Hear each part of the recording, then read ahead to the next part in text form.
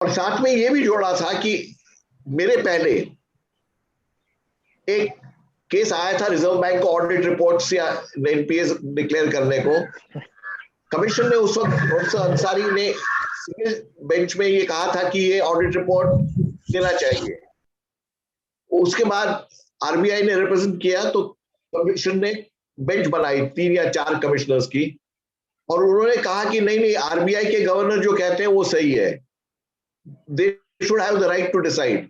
मतलब ये तय करने का कि ये इंफॉर्मेशन देनी चाहिए या नहीं, इसका अधिकार आरबीआई के डेप्यूटी गवर्नर बोल रहे नहीं देनी चाहिए, तो हम मान लेते नहीं देनी चाहिए।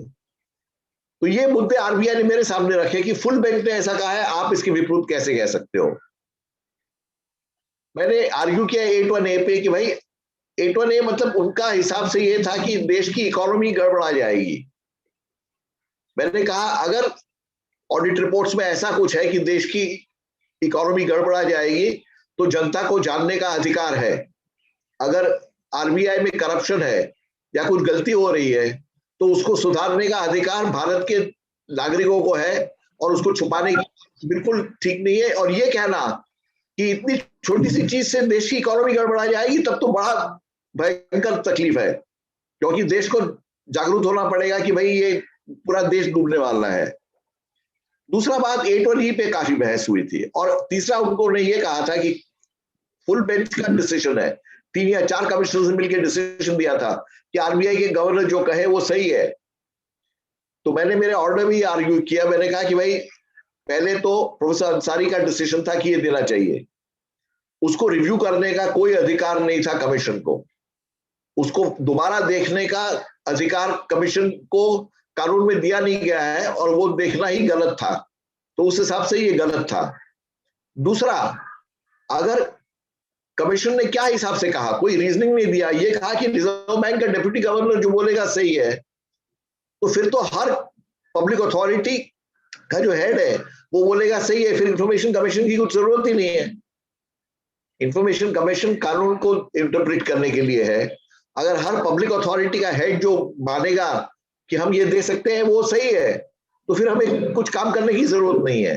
तो इस हिसाब से मैंने उस ऑर्डर्स को पर इंक्यूरियम डिक्लेयर किया था कि कानून के हिसाब से, कानून से विपरीत ये डिसीजन दिए गए हैं। अब फिड्यूशरी पे आता हूं। उन्होंने कहा था फिड्यूशरी, और फिड्यूशरी का मतलब उन्होंने ये रखा था कि ट्रस्ट है, विश्वास है, जो हिंदी में जो शब्द में समझ में आता है, वो विश्वास है तो फिड्यूशरी है। तो रिजर्व बैंक में विश्वास है। इसके लिए मैंने आर्गुमेंट ये किया था, मैंने कहा फिड्यूशरी नॉर्मल रिलेशनशिप्स किसको फिड्यूशरी कहते हैं, लॉयर क्लाइंट को, बैंकर कस्टमर को, ये ट्रस्टी और ट्रस्ट को, ये नॉर्मल फिड्यूशरी रिलेशनशिप्स है। इसकी कैरेक्टरिस्टिक क्या है, इसको किसी को भी फिड्यूशरी छाप देना गलत है। फिड्यूशरी रिलेशनशिप्स की कैरेक्टरिस्टिक क्या है? पहला, कि कोई इंसान अपनी इंफॉर्मेशन किसी को देता है जिसको उस सब्जेक्ट में ज्यादा नॉलेज है।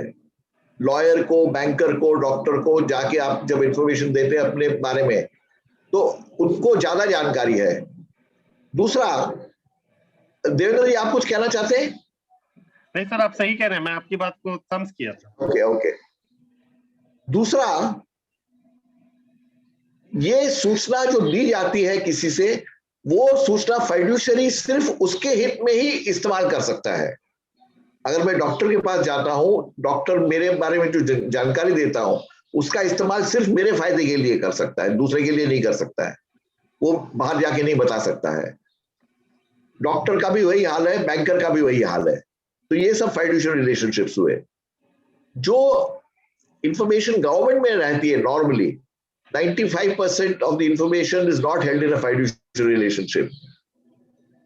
और लास्ट में उसमें आपको चॉइस है किसको इंफॉर्मेशन दूं या ना दूं। आप लॉयर सिलेक्ट कर सकते हैं, डॉक्टर सिलेक्ट कर सकते हैं, बैंकर सिलेक्ट कर सकते हैं, और उसको सूचना देनी या नहीं आपको चॉइस है। जबकि रिजर्व बैंक को जो सूचना दी जाती है वो रेगुलेटरी अथॉरिटी से है। कानून ने कहा है कि इंफॉर्मेशन देनी पड़ेगी, इसके लिए देनी पड़ेगी, आपको विश्वास हो ना हो, आपको पसंद हो ना हो, आपको उसका लगे कि ये बहुत बेकार आरबीआई है, मगर आपको देनी पड़ेगी। वो आपको विश्वास है या नहीं, उससे कोई लेना देना नहीं है।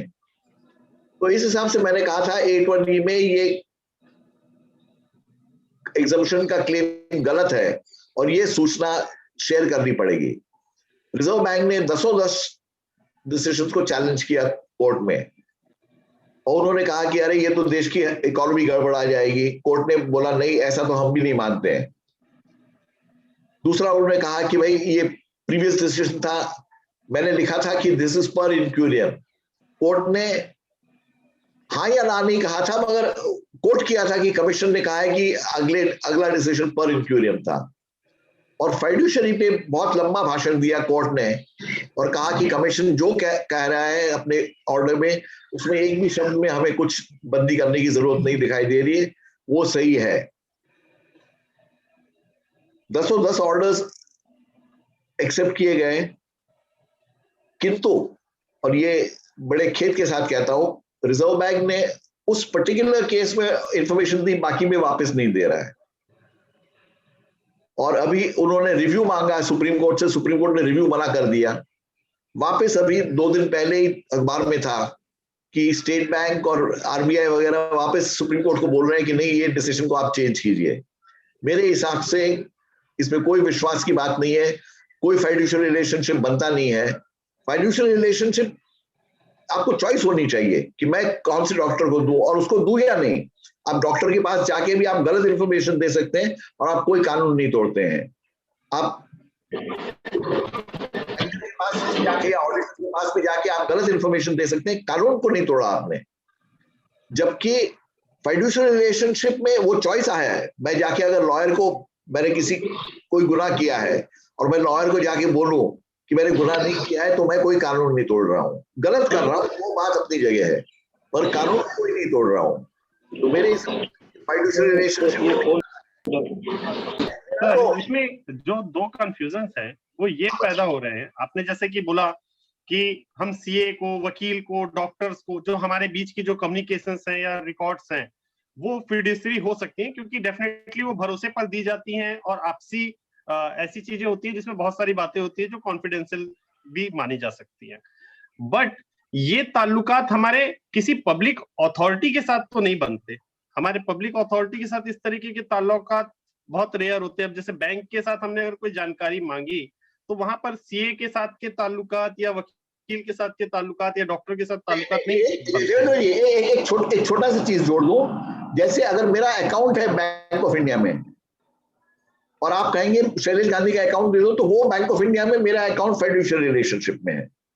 अगर मैं सरकारी अस्पताल में दाखिल हो जाऊं और डॉक्टर को जो मेरे शरीर के बारे में बताऊं जानकारी, तो वो फाइड्यूशियल रिलेशनशिप में है। ये थोड़ा सा अपवाद है, इसलिए 8(1)E का जरूरत है। मगर नॉर्मली जो स्टैट्यूटरी रिलेशनशिप में दिया जाता है वो फाइड्यूशियरी नहीं है।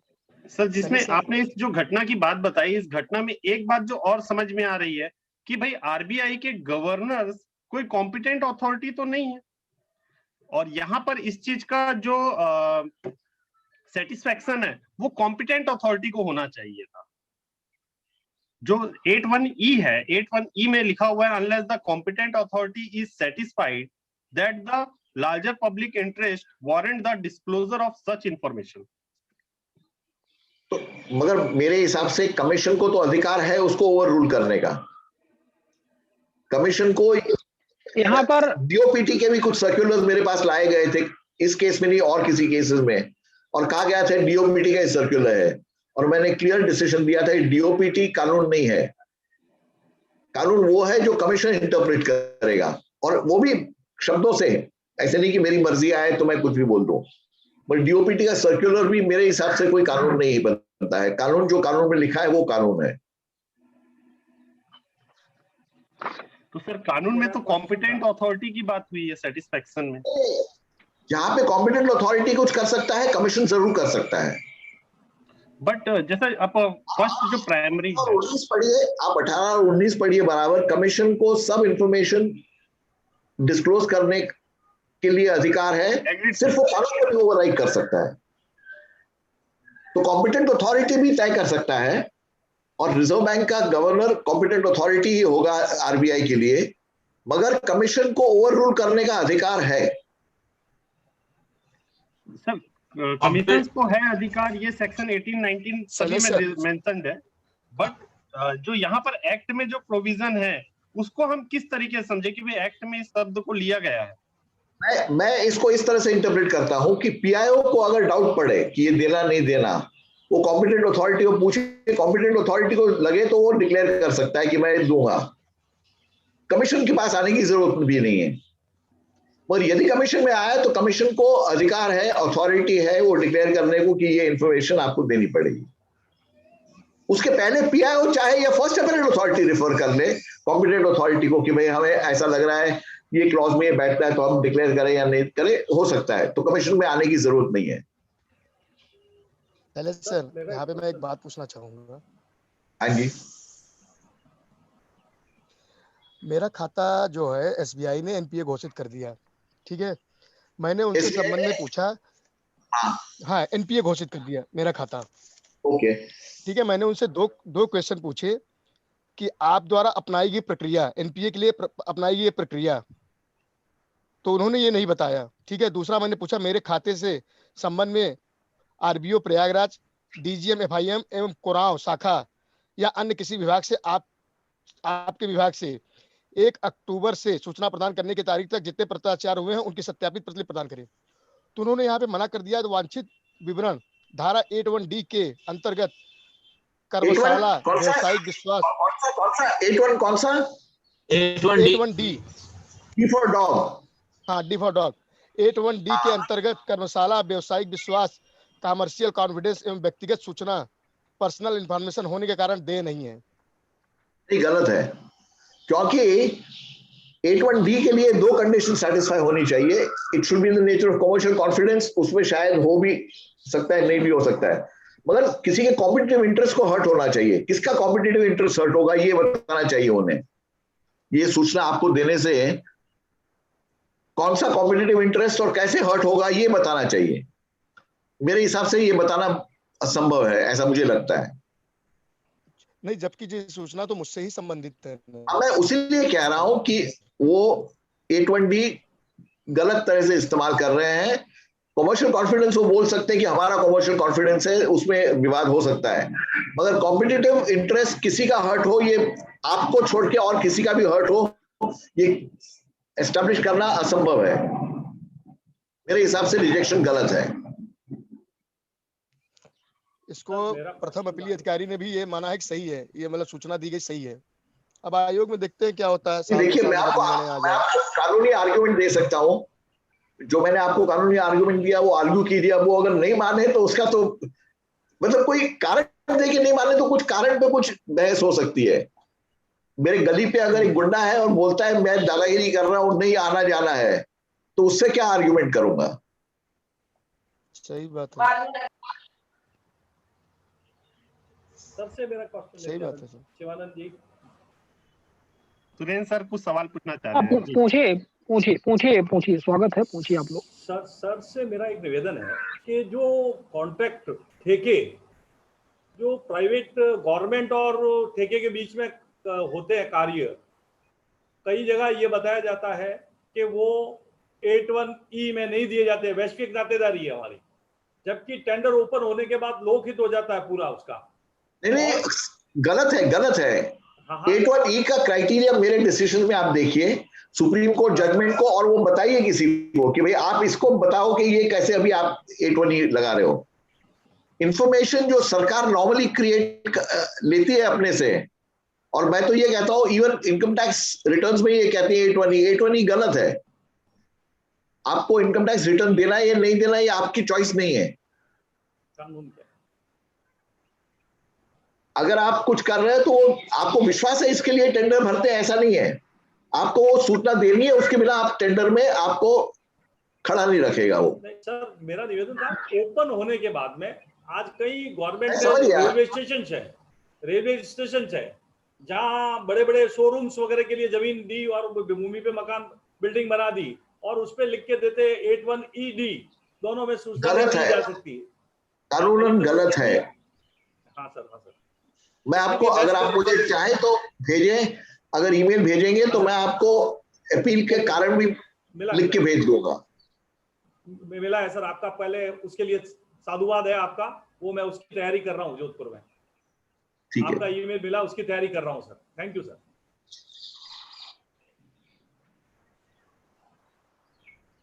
सरोज मैडम, आपका कोई प्रश्न था? हाँ देवेंद्र जी, ये अभी गांधी जी ने ना बोला कि इनकम टैक्स रिटर्न डिस्क्लोज कर सकते हैं, सो ये थोड़ा सा डिटेल में पूछना चाहूंगी गांधी सर से। हाँ जी बोलिए। हाँ सर, ये आपने अभी बोला ना कि आईटीआर जो है किसी भी पब्लिक अथॉरिटी का, उसका इनकम टैक्स रिटर्न जो है वो डिस्क्लोज होता है। होना चाहिए, होता नहीं है, होना चाहिए। एग्जैक्टली होना चाहिए, होता नहीं है, बिकॉज हमारे यहाँ पे सेम केस हुआ था जिसमें इवन उनको सेटिस्फाई भी कर दिया था पीआईओ को that it is in public interest and he was totally satisfied. But जो कंसर्न पब्लिक अथॉरिटी था, उन्होंने यही कह के कि ये तो मेरा पर्सनल है, you can't disclose it, and ultimately उन्होंने वो डिस्क्लोज नहीं होने दिया। सो यही मैं आपसे जानना चाह रही थी कि क्या ये होना चाहिए आईटीआर? अब इसको दो दो तरह से देख लीजिए। पहले तो पब्लिक इंटरेस्ट आपने कहा, मेरे हिसाब से जब आप पब्लिक इंटरेस्ट की बात करते हैं, मतलब आप एक्सेप्ट कर लेते हैं कि एग्जेप्शन लागू होता है, किसी को कोई हानि हो रही है, जो प्रोटेक्ट होना इंटरेस्ट कर रहा है। मेरा कंटेंशन ये है कि आपका ये कहना चाहिए कि ये लागू ही नहीं होता है। पब्लिक इंटरेस्ट में देने का बहुत मुश्किल है एस्टैब्लिश करना, बहुत कम डिसीजंस में ऐसा मिलेगा आपको। मगर मेरे हिसाब से एक को गलत समझता हूं, क्योंकि आपको कोई चॉइस नहीं है, इनकम टैक्स रिटर्न आपको भरना ही है।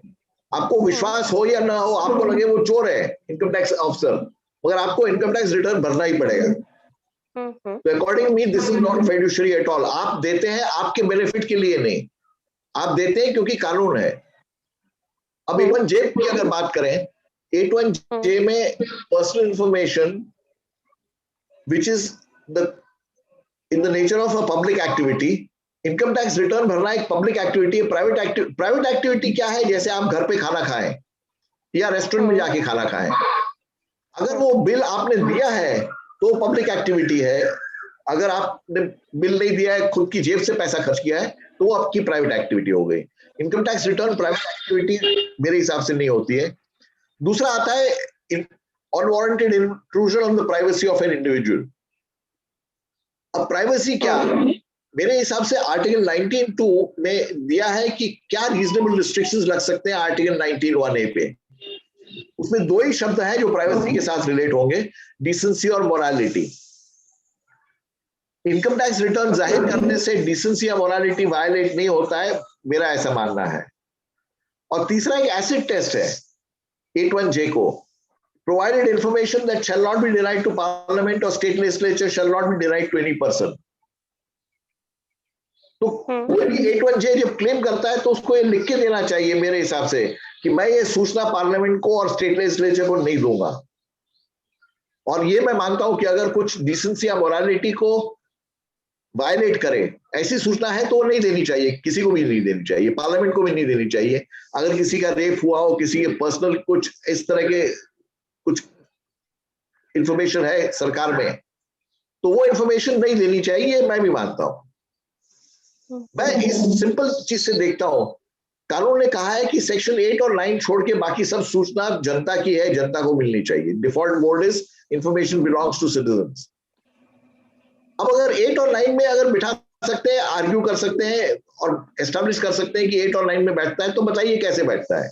मेरे हिसाब से ये 8(1)(e) और J are the only two that will apply, और वो अप्लाई नहीं होते। ये मेरा खुद का इंटरप्रिटेशन नहीं है, मैं कहता हूं कानून को देख के आप बात कीजिए, किंतु बहुत लोग कानून को देख के नहीं बात कर रहे हैं, इंक्लूडिंग सुप्रीम कोर्ट, जिसका मेरे पास कोई इलाज नहीं है। सर, सुप्रीम कोर्ट का तो अभी रिसेंट में you must be aware about that also कि एक 2010 का कोई केस चल रहा है, उसमें उन्होंने ये कह दिया कि आप किसी पब्लिक अथॉरिटी का नेम ही नहीं दोगे। अब मोस्टली पीआईओ इंफॉर्मेशन देने से मना करते हैं, वो कहते हैं अगर ये देंगे इसमें तो नेम आ रहा है, नेम आ गया तो ये मेरी पर्सनल इंफॉर्मेशन हो गई। नहीं जी, मैं इससे बहुत वाकिफ हूँ, बड़ा चिंतित हूँ, बहुत लिखता वगैरह हूँ, मगर इसको तो अभी की सुप्रीम कोर्ट तो मानेगी ही नहीं मेरे हिसाब से।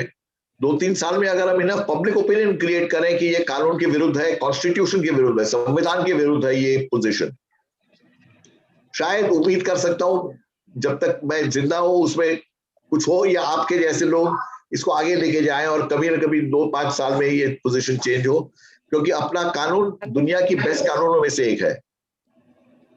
गांधी सर, 80% सूचना अब लोग मना करने लग गए। आज के दैनिक भास्कर में फ्रंट पेज पे ही आपका भी आया हुआ था, मैंने देवेंद्र जी, यू मस्ट बी अवेयर, मैंने ग्रुप में भी शेयर किया था कि उसमें यही है कि मैक्सिमम 40% वैसे मना कर रहे हैं और अब 40% जो ये सुप्रीम कोर्ट का डिसीजन आया है इसके अकॉर्डिंग डिनाई कर देते हैं। इसके लिए तो हमें सबको मिलके कोशिश करनी पड़ेगी बहन जी, और कोई मेरे पास तो इसका इलाज नहीं है। सर हम लोग तो आपके गाइडेंस में ही चल रहे हैं। नहीं, आप लोग भी लिखिए ना, और एक मेरा आरटीआई पोल है जो मैं आपके साथ शेयर कर रहा हूं, अगर वो भर के भेजें तो बड़ी मेहरबानी होगी सबकी। सर 100%। हाँ, वो आरटीआई पोल को ग्रुप में शेयर किया गया है। देवेंद्र जी थोड़ा सच में बताएंगे क्या कि उसमें कितना डेवलपमेंट हुआ है? आपने देखा था वो कितने लोगों ने एंट्री अभी मारी है उसमें? गूगल फॉर्म जो है जिसने बनाया है वही देख सकेगा। गूगल फॉर्म का बना हुआ डाटा तो उनको थोड़ा सा नहीं, देवेंद्र उनको एक बार याद दिलवा दीजिएगा। आरटीआई पोल फाइल मैंने अटैच की है, चैट में देख सकते हैं, आप डाउनलोड कर लीजिए। अगर ये भर के मुझे ईमेल कर देंगे तो बहुत कृपा होगी। क्या लगे? सॉरी सर, हाँ, आरटीआई पोल फाइल है और ये डॉक्यूमेंट में है। लेकिन देवेंद्र जी, मैं आपको यहाँ पे थोड़ा सा, आपके पास वो लिंक होगी गूगल शीट वाली, उसको भी आप यहाँ पर शेयर कर दीजिए, वो ज्यादा बेहतर है। आप लोग गूगल शीट का सहारा लीजिए, क्योंकि गूगल शीट में आप जो एंट्री करेंगे वो थोड़ा सा क्रम में सब रहेगी। और ये भी फॉर्म आप ले सकते हैं जो गांधी सर ने आपको यहाँ पे ड्रॉप किया हुआ है, लेकिन ये डॉक फाइल है, इसको आपको सेपरेट डाउनलोड करने के बाद इसको भरनी पड़ेगी और फिर वापस भेजनी पड़ेगी। तो हमारे ख्याल से वो जो गूगल शीट है वो थोड़ा सा बेहतर रहेगी, जिसमें आप सीधे HTML फॉर्मेट में जाकर अपने मोबाइल या लैपटॉप में, कंप्यूटर में बैठकर वो डिटेल्स आप फिट कर सकते हैं। हमारे बीच में भास्कर प्रभु जी भी हैं, और स्वागत है सर आपका, एक लंबे अरसे के बाद आप दिखे हैं।